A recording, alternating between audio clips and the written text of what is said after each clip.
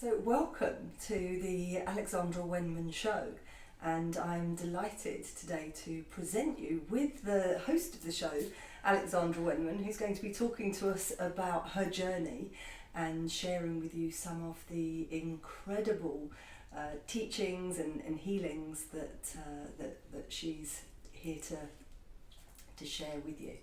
So Alexandra, would you like to just tell the audience a little bit about you, your journey, and how this incredible journey started? Thank you, Lorraine. Thank you for introducing me to the Alexandra Wenman Show, which we're kicking off today.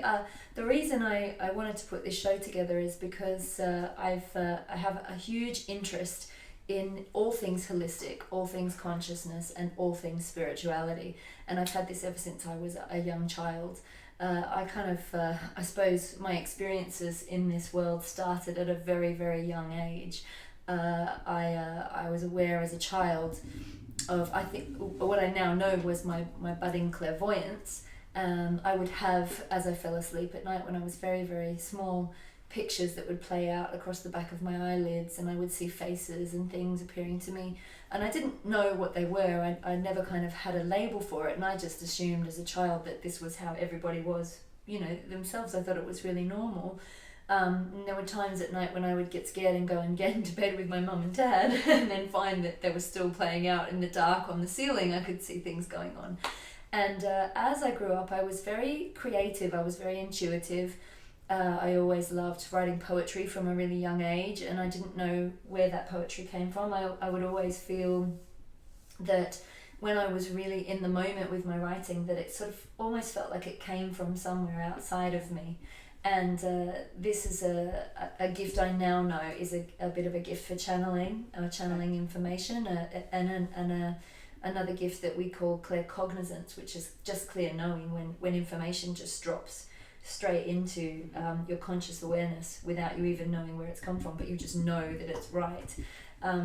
But when I was a child, I was often kind of told at school that I just had a really vivid imagination. I used to tell my mother that my name wasn't Alex, that my name was actually Rose, and she had to call me Rose. So she'd be like, Alexandra, I'd be like, that's not my name is Rose. And I didn't know where it came from until a couple of years ago when I was on a retreat in Ibiza and discovered that my guardian angel's name is actually Rose. Okay. So I think Rose was around me from a very young age. So that was the very early beginnings of me kind of being aware of this other world. And so your family that you were born into, that you chose for this lifetime, so were they open to spiritual principles and spiritual ideas? Yes, to a point. My mother is also very clairvoyant, and she does healing work, but she was very connected to the Catholic Church. So I was raised in it was quite a strict Catholic family. My mother had come from farming stock from a small town in country New South Wales, Australia, called Casino, and her father was a jockey, but he was also a man of faith, and so they were very strict Catholic upbringing. The First Holy Communion, all of that stuff. But as I kind of grew, I remember having a feeling in about year 2 at school, so I probably would have been about 6, when they were teaching me about the life of Christ. I had a really strong feeling that I'd been there, that I knew what they were talking about, but the information that they were kind of feeding me didn't feel like the right information, and I often felt that's wrong. I didn't know what was right though, so I couldn't kind of refute, but I just knew that that's not how it happened. And this kind of carried on all through, and then I started to question more things through school and things like that. And when I was in high school, was it high school? Yeah. When I was kind of in about, I suppose, around 16, 17, I became really interested in magic. Okay. And I had another friend who was opening up to her psychic abilities at the time, and she pointed me towards a book by a woman called Starhawk, and it was called The Spiral Dance, this amazing book, and I carried it around in my backpack, and I would try out little spells and things like that when I was about 15, 16 at that point. And I suppose, and then I went off to university, and my parents were all about, I wanted to go and be a poet. All I wanted to do was write poetry and be creative for the rest of my life, and be off in my little world with the fairies, using my imagination. And I was actually almost selected. Well, I would have been selected to get a place at a university to study poetry, but my mother was like, no, you're going to get a proper job. My parents were like, get a proper job, you've got to go. And so I went to university in Sydney and studied media, and then ended up working as a journalist, just so that I could write. So all of that was kind of, all my creativity was sort of squeezed into this box of, if you're a writer, therefore you must be a journalist. That's the only place that you can really fit. So in those early days when you were working as a journalist, were you able to incorporate the spiritual work into that? I mean, talk to us a little bit about that journey in the media world. So I'm trying to recall how it all started. I spent a good number of years in my 20s just, working, doing the career thing. I'd forgotten all about, I stopped writing poetry. I'd stopped kind of doing the not spiritual thing, but the creative, intuitive kind of thing. And gradually, slowly but surely, all the creativity kind of got sapped out of me. When I was 21, I moved from Australia to the UK, and I was in a relationship. It was kind of the wrong relationship for me, but bless him, he got me here, which I think was a big part of my journey. But I started to question everything. What happened with me was that I would go through these periods of very deep, almost depression, like periods of despair, where I felt like I was meant to be doing something, but I didn't quite know what it was. And it was like this deep inner desire to follow my heart, but I didn't know where my heart was leading me. And it wasn't until I had been in the UK for a couple of years, and I'd gone home with that then boyfriend, and ended up having a big fight with my mother. I felt really like he didn't really want to spend time with my family. My family really wanted to, spend time with me, so I was really caught in the middle and had a big fight with my mum. And then I went to apologise to her the next day, and she just said to me, like, I sort of ended up coming clean about what a hard time I was having, and that I was not feeling, I was feeling very depressed and life wasn't going my way, but I couldn't figure out what was wrong. And she just looked at me and she said, well, have you asked your angels for help? And I remember just going, every other time she'd said this in my adulthood, I'd be like, this woman's a nutcase, what's she talking about? What are these angels? Mum, you're on about these angels again. But something that day kind of clicked. I think I'd sort of hit rock bottom, and I needed some help. And so I ended up, I think she gave it to me. I can't remember how I came across this book. Either my mother gave it to me or I found it somewhere. But it had been my mother's book, and it was a book on angels. And I remember opening to this exercise, which was, if you want to know angels are around you, all you have to do is ask, and ask for a sign. So from that day on, I started to say, okay, if you're there, if there's any angels around me, please let me know. I really need some help here. I need some guidance. And it's like this whole world just opened up, and I started to see the word angel written everywhere. Like, people would walk past me, it would be written on their t-shirt. I would have, supermarket announcement, would angel come to the checkout? I'd overhear people on the bus, and, someone would say, oh, angel, would you do this? Or open a book, and there it would be. And I just started to be guided. And then as I sort of followed the angels, or the path of the angels, I got led to meditation circles. I was given a scholarship to do a healing course, and it was at this healing course that this was probably around 2007, I think, 2008, I had an extraordinary experience with an archangel that I now know is Archangel Metatron. Okay. But we paired up in this exercise to do angel readings for each other. And I got really excited because by now angels were kind of my bag, and I was learning a little bit. I was reading a few books, but I didn't know too much. I knew about the archangels because of being raised a Catholic. But during this particular exercise, I closed my eyes to do a reading for this girl that was sat opposite me. And as soon as I closed my eyes to ask what angel was with me, the whole world as I knew it sort of dropped away. Or it didn't drop away, it sort of opened out. And I became bigger than the universe, but it was like I could see, it was all very holographic and multidimensional. I could see this angel, but at the same time I was this angel. So I became this huge gold being. And what was extraordinary about it was that I seemed to be all made up of geometric shapes. It was almost like, and I was laughing because I'd seen the Transformers movie a couple of weeks before, and I was thinking, this looks like a big robot, this looks like a big Transformer angel. And so I decided to ask, you know, who is this? What is this? Because it didn't fit with like traditional, you know, versions of Michael or Gabriel or Raphael, you know, the Catholic kind of angels. And so I asked, you know, who is this? What is this? And this voice just came out of the heavens, like almost like the voice of God. And I heard this huge booming voice say, "I am Metatron." And at the time I was laughing my head off because I was like, this is a Transformer angel. It sounds like Megatron. Like, what is going on here? I had no idea what was going on. But the only way to describe it was that the feeling was this palpable rush of the most exquisite love I've ever felt. You know, it went beyond human love. It went beyond human emotion. And it was like I was the angel at the same time. So my feet were on earth, but I was somewhere up and out in the cosmos with planets orbiting around my head. And it was, the light was golden and sparkling and just limitless. And that experience really changed my life. I knew that I had a calling then to work with angels. And at the same time I had that experience, as soon as I came out of it, one of the women assisting on the course came running up to me and said, "Oh, I saw that whole thing. You need to work with angels. You're going to write about them. You're going to teach about them. They want to work with you. You this is part of your calling." And from that day on, I did work with angels. I went on and I started to train. I trained in Angelic Reiki. I trained in all sorts of different healing modalities.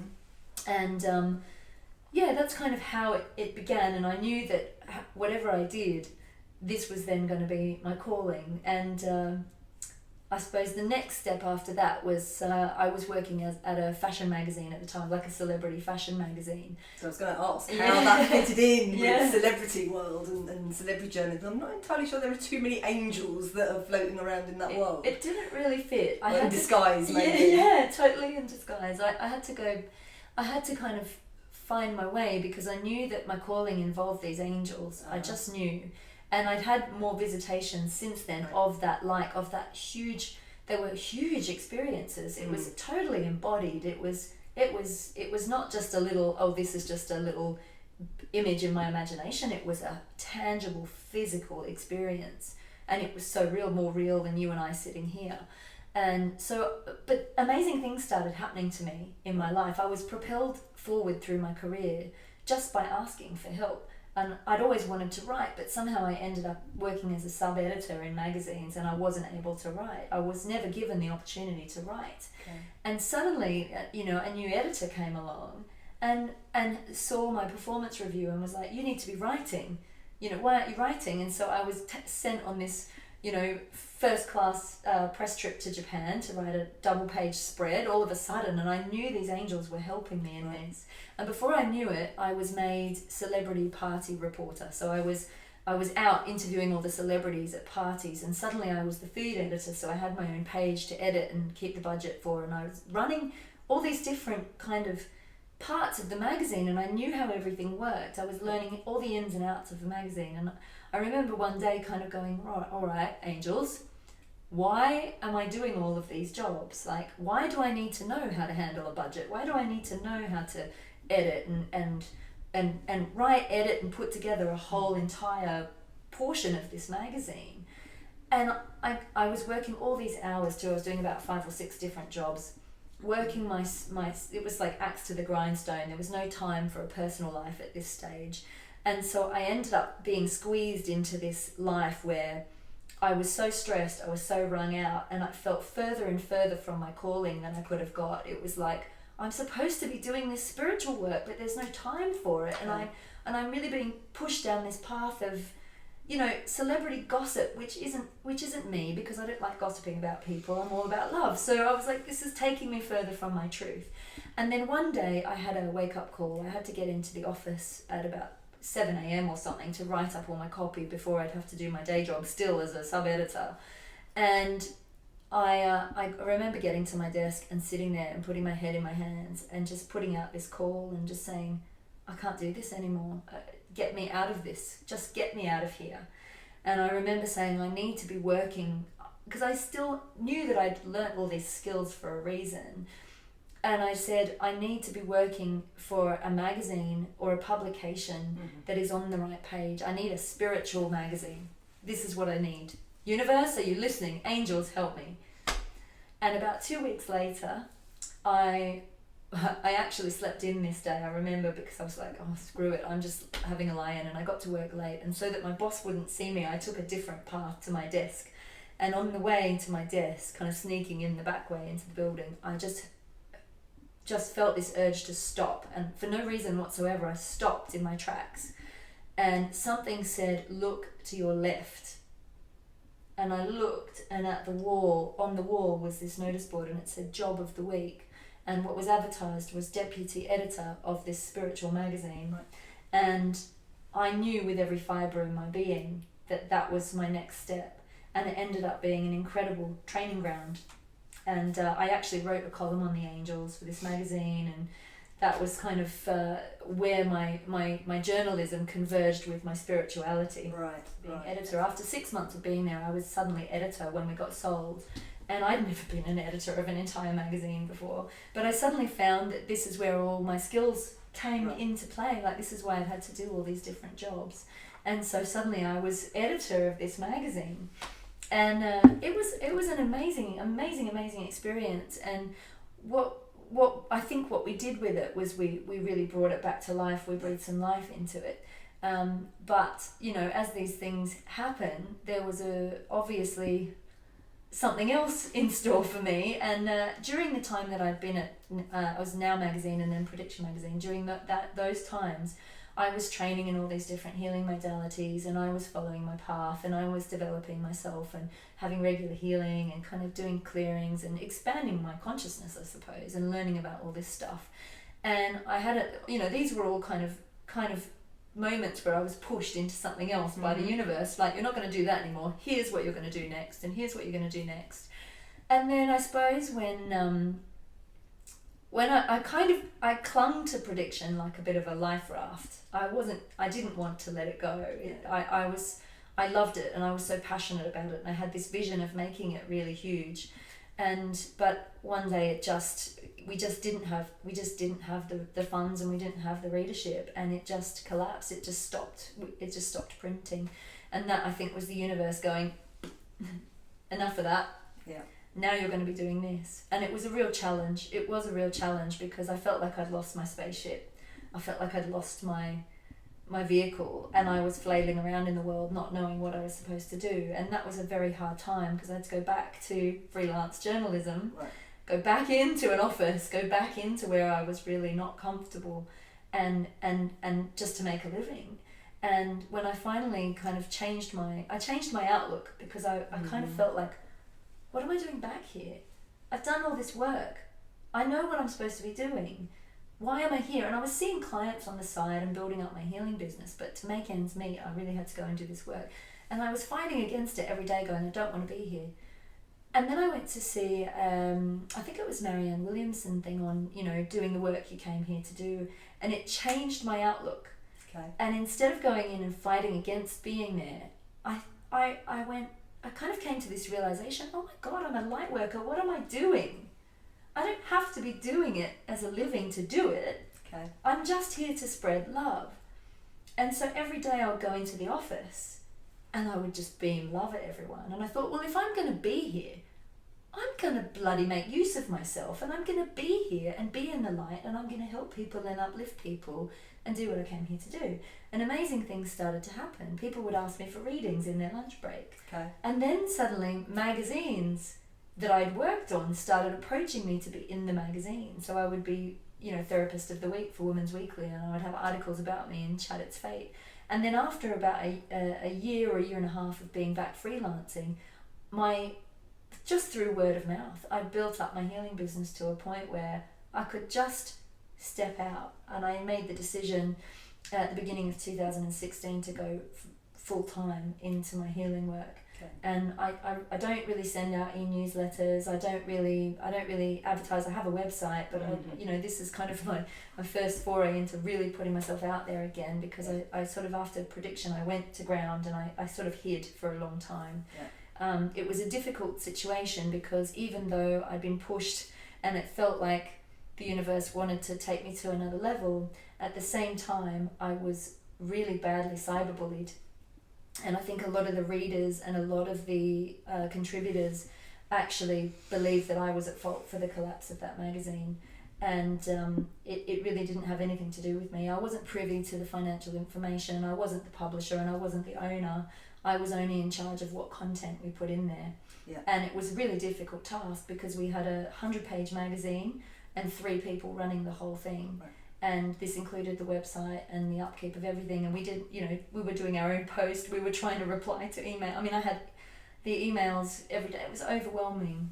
But what it kind of taught me was that, I suppose, it highlighted all the fears I had about stepping out and doing the work I came here to do.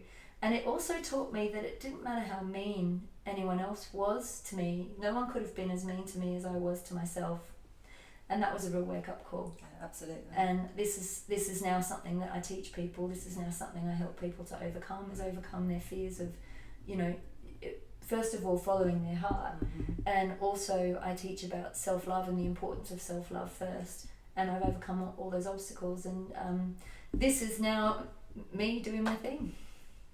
Obviously, we've done a lot of work together over the years, and so I think it's really important for you to share the extraordinary work that you have developed over the years, because with all of the work that you pulled together and all of these different layers and levels, you've been bringing in this new system that I think is very, very important right now.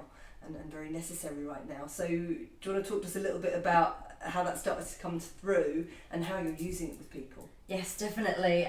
So the system is called Precious Wisdom, and it started to transpire. So over the years of working as a healer and teaching workshops in healing and, calling on all my different gifts, I realized that actually I wasn't using any of the therapies that I was taught in the way that they were taught to me. I actually had very much my own way of working, and I started to realize that I did have channeling abilities, especially in my communication with the angels. Yeah. I also work with celestial guides or galactic spirit guides, and spirit guides in the spirit realm, in the astral plane as well. But the angels have always been my kind of entry point. And I was very comfortable with angels. I was comfortable with teaching about angels. I was comfortable working with angels, and it was all my thing was angels. It was my bag.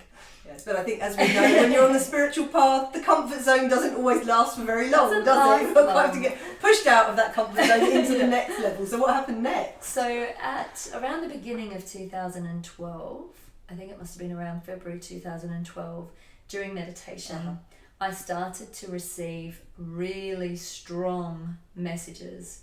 And I was used to receiving messages, but the guidance tended to be a bit more subtle than these messages. And I do a lot of my meditating in a salt bath. So I was bath time.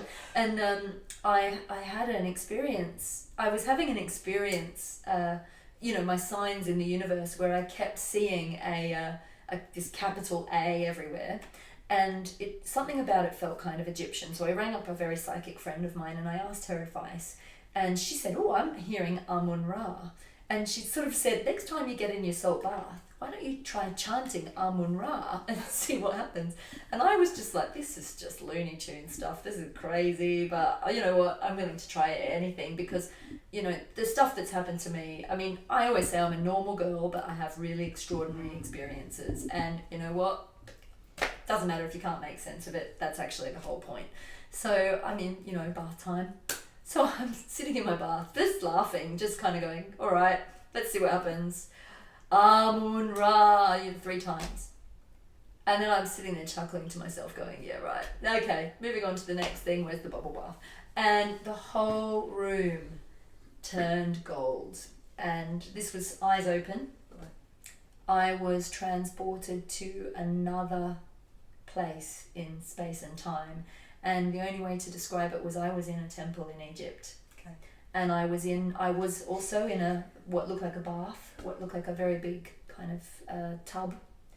And it felt like I was in milk. I could smell the smell of milk. The light in the room was so golden, and then I had this vision of the Great Pyramid with the sun rising to the top of the Great Pyramid, and a picture of the goddess Isis at the top of the pyramid spreading her wings. And I knew it had something to do with this end of the Mayan calendar. I'd heard a lot about it. I knew the feeling was that this was a zenith, some sort of zenith point, some sort of point, and I knew that it was important. But it felt completely different to any vision or guidance I'd had before, but it felt like a memory almost. It felt like a prophecy and a memory at the same time. And the next thing I knew was these 6 golden beings, beautiful golden beings, floated down around me as I sat in the tub. And my first instinct was, oh, angels! And I went, oh, angel! Oh, you're not angels! And but the energy, again, was such pure love. But it didn't feel like it was of this world. It was not from this planet, or I'm sure not even of this universe. I don't know. It felt so alien to me, but in a really beautiful way. It was like the love coming from they were really feminine beings. I couldn't see their faces. This was something that I really remember. There was no face. They were shrouded in what looked like golden, like almost like a Greek statue, but fluid and flowing. Like a golden drapery, and it just felt very galactic. How to describe that, I don't know. And so I did my thing of asking who they were, and I said, right, well, if you're not angels, who are you? And I heard very clearly, we are the Hathors. And they started to give me information. Now I was given, that first night I was given a symbol. Okay. And I was told that I would be using these symbols, and that I had to journal these symbols. I had to collect these symbols. And I remember getting out of the bath and running to the living room to my husband and going, what are Hathors? What's Hathors? And he was like, I don't know, it's Egyptian or something, isn't it? And I went online and I Googled the Hathors, and all the Egyptian goddess stuff came up, definitely. But I happened upon Tom Kenyon, and he was the only person I could find that was talking about the Hathors as these beings from a neighbouring universe, or that hadn't actually, they were galactic, they were and I knew that I'd found that was what I was looking for. Anyway, over the course of the next sort of, I suppose 6 to 8 months, I would receive messages every time I was in meditation, whether in the bath or not. It was a series of different Egyptian gods and goddesses appearing to me as their god or goddess selves. So there was, there was Thoth, there were the Hathors many times, there was Osiris, there was Isis, all different ones, Sekhmet, and each time they would come through, I was aware that there was a group of them, but one would step forward, usually a different one would step forward and bring me a symbol or bring me information. Sometimes it would happen in my dream state. I was given the lightning bolt as one of them, which I now know is the Raku symbol in Reiki, which is how I knew it was part of an attunement. And as they came through more and more and I got more comfortable with it, they started to not necessarily show themselves, but reveal themselves as part of actually they were galactic beings. They were not of this earth, and our traditional idea of them as being gods was not, they weren't gods, they were beings from other planets who'd come here, or other realms who'd come here. And they formed a part of a collective group, and I knew that this group was all about love. I knew it was a very high vibration, very good, very loving, very light-filled group of beings. And they referred to themselves as the Higher Galactic Council of Light. And whenever I asked how many there were, all they would give me was the infinity symbol, which is also a part of the attunement that I was given. That's how it began. So the symbols came in, and then what started to happen? Because I know you started to work with the symbols, didn't you? Yes, I did, yeah. So I had they also started to talk to me about the fact that maybe I'd had lifetimes in other planets, and they gave me a name and they told me where I was from, and all this information started coming through, and I was told that I had a very important job, because I was given these symbols and I had to take these symbols to Egypt. And I would be taking these symbols to Egypt at the end of 2012. Okay. And I had no plans to go to Egypt, so I was just like, whatever. I don't even know if I can afford. I couldn't really afford to go to Egypt. I was like, I can't afford to go anywhere. I don't know if this is going to be happening. But anyway, I ended up on a workshop in Glastonbury, and I stayed in a beautiful place in Glastonbury. And I ended up having the entire B&B to myself, this whole house to myself during the workshop. The workshop was being held somewhere else. And I was meditating on about day 3 of this workshop, and I remember doing a really beautiful meditation before I went to sleep, and meeting a guide who I later met in human form. And the next morning, at about 6 o'clock in the morning, this was October 2012, I was awoken to, again, the room filling with golden light, and I was in it wasn't in that post-sleep waking up state. I was in a bit of a trance, and I knew exactly what I was doing, and I don't know how I knew what I was doing, but I was given an attunement with the symbols. They were all put together, and I was given mudra and different hand positions. Okay. So the first symbol would come in, and I was given a specific mudra to work with, and I felt all this gold energy come down through my head to my heart, and then down through my arms and my hands. And then I felt the energy move with the second symbol. It moved to a different spot, and the third symbol a different spot, and then it was all brought together in this one, and the energy was just exquisite, absolutely exquisite, and it felt so expanded and profound, yet so grounding at the same time. It was just pure love, and it was like nothing. It wasn't like any Reiki or angelic Reiki or any other healing system I'd ever felt, and I knew that this was something new and something very precious, and I didn't know what I was going to do with it though. Okay. But I just kept being told, take the symbols to Egypt, take the symbols to Egypt. And around the same time, a friend of ours named Stuart Pearce suddenly revealed that he was running a retreat to Egypt, and would I like to be part of the retreat. And because I couldn't really afford to go to Egypt, but I happened to work for a magazine, our lovely Stuart gave me a press discount. So I was able to go, I was suddenly able, and I paid in installments, and I knew for the next few months that I would be paying towards this trip, and I ended up going on this trip where I was shown how to bring the symbols in to awaken the ancient temples, and to help to realign. And the work that Lorraine and I did together out there was this clearing and realigning of all the ancient temples and the Great Pyramid, leading up to the pivotal point of the 21st of the 12th, 2012. And at that point, I had this extraordinary experience, which you witnessed, of a huge portal opening, and all of these new angels that I'd never before been aware of. Yeah. Flooding into the planet, and that was like how I saw it. But what it really meant was that these angels were not new at all, but we'd reached a level of consciousness to be able to access them. That's right. And they called themselves the intergalactic Elohim. So, but the actual healing system, Precious Wisdom, it's not new information. It is a reawakening of very, very ancient knowledge and wisdom. And I don't want to go too much into it, but all I will say is that it is very simple. It is a healing system that is just pure unconditional love, and it's kind of an alchemy. Mm-hmm. So you don't need to do anything if you become attuned with it. It's a hands-on energy transmission that you give to a person, or you can give it to a place. You can open the space in a place to its divine blueprint. And it's so simple because all it does is hold that space or that person in the purest, highest, most divine vibration available to them at that time, so that anything that is not aligned with that will drop away. So we're not projecting any, I don't never focus on what's wrong with the person or what's going on with them. Like even if I know someone's got a pain in the body, I don't focus on that. I focus on their whole, healed, already divinely perfect person, and the same with the space.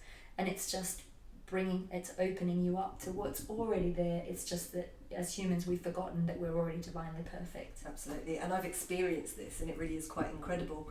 And I don't think I've studied a lot of different things, and I've worked with a lot of different healing systems, And what has really stayed with me is the impact that this healing has on those that are practicing it, those that are bringing the energy through. And I've worked with lots of different Reikis over the years in different healing systems, and there's such an uplifting and joyous, it's a kind of celebration of who we really are, and coming back to that space.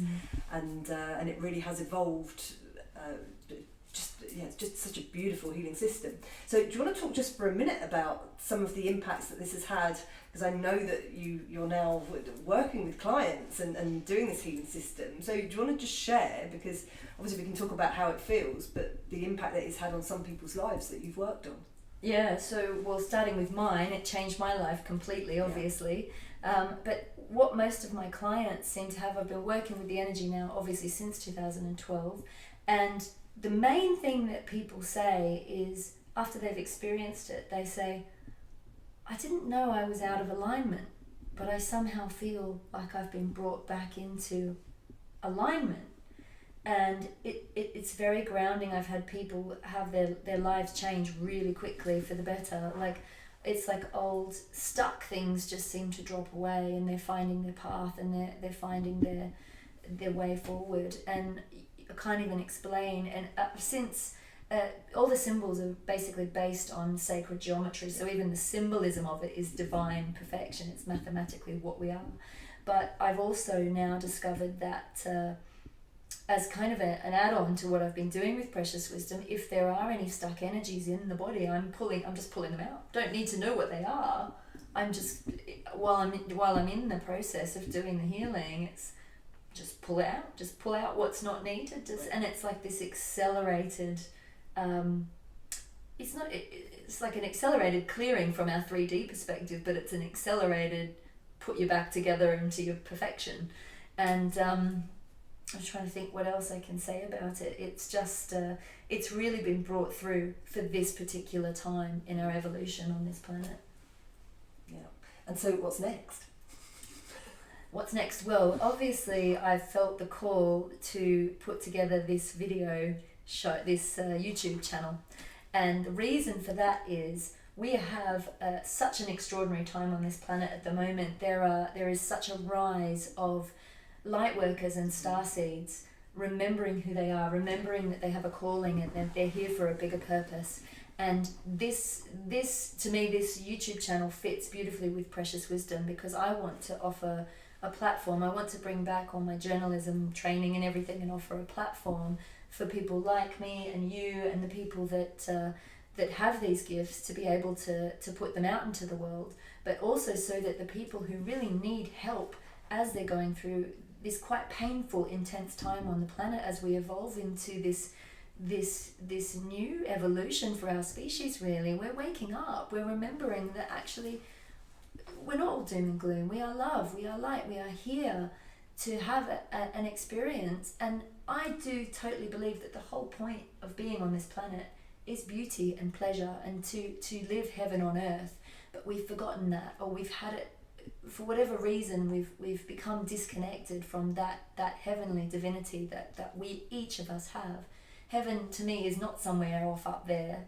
It's here now, and it's what we make of the world around us, and we co-create that. And to me, God is not something outside of you or separate from you. Yeah. God is the energy of creation, which is the energy of pure unconditional love. And you know, we as humans are kind of almost taught in society to give our power away, to wait for someone to come and rescue us, to keep ourselves small, to just tolerate, you know, stuff, even though we don't quite buy what the governments and people are saying. We're kind of like, this is the way it is, and just don't worry about it. No, actually, no. If it's not in alignment with who you are, with who we are meant to be, then, you know, this is all part of our waking up. And you know, love isn't light and fluffy all the time. Love sometimes is about standing in your power, saying no to things that don't feel in alignment with who you are or what you need. And, you know, equally, love can be so gentle and so compassionate. It's twofold. But to me, you know, eventually we're going to come to a point where everyone on this planet is kind of awake to that. And if everyone were to realize, if I if I totally love myself, then I have no need to defend against anything else or to prove myself. And if everyone felt that way or thought that way, then we would truly heal the whole planet. Because why would we have a need to fight a war if you don't have a feeling that someone's trying to take what you have and there's not this victim-perpetrator thing going on? If we could walk the fine line. And to me, unconditional love is just that. It's not good, it's not bad. It just is. It takes away that, it transcends that duality, that split that we have going on where he said, she said, this, no, it's just, meh, it's cool. Yeah. And so it is a really important time right now. It does feel like we're at a bit of a tipping point where the shadow and the light are both equally fighting for space. And so really important for people to be able to find tools and resources that they can use. And so you're actually teaching Precious Wisdom now, aren't you? You're actually rolling it out as a practice. So where can people find out more information about the courses that you're running and workshops and retreats that are happening where people can come and not only experience it and get the healing, but then learn how to share that with others? So my website is just alexandrawenman.com, and I also have precious-wisdom.com. And so I'm teaching people to become practitioners in Precious Wisdom. It's actually been certified by the Complementary Medical Association now as a recognised therapy in its own right. So you can come and become a practitioner and get insurance to cover you to practice. So it's now been properly birthed, which is amazing. And Laurie's one of my practitioners as well, which is amazing. And for me, I think it's been not a slow process, but it's been a very considered process, because for me, what I have here is so much bigger than me, and every day I kind of think, why was this incredible gift given to me? What I almost don't need to know, but I'm very aware of what I have here, and I just want to honor it in the best way that I can. But one thing I will say to people is that, I can talk about it till the cows come home, and there's so much information involved in this system, but the proof is in the pudding, is just to experience those energies for yourself and just see how it feels for you. And I know that, what it's been for me has been a profound awakening, a profound shift. I'm not done. I don't think we're ever done awakening. I certainly don't think I'm any kind of perfect being or any kind of guru. The whole point of being human is to acknowledge that, from this human perspective, we're not perfect, but to love ourselves anyway, to love ourselves wholeheartedly with all those foibles and quirks and the bits that you would rather not have people see. And I know when I watch this back, I'm going to be cringing at how I look on camera and everything, but I'm still going to be compassionate and loving to myself regardless. And that's what every person, it's all about learning love, and Precious Wisdom just supports that process. So if you want more information, go to alexandrawenman.com, and there is a newsletter that people can subscribe to. Yes, you can sign up. There's a free guided meditation for world peace on my website as well. If you sign up to the newsletter, you get the free download, so you can listen to that recording. And you can get all the information. And Laurie and I will be running some retreats together as well going forward. So thank you. So thanks for watching.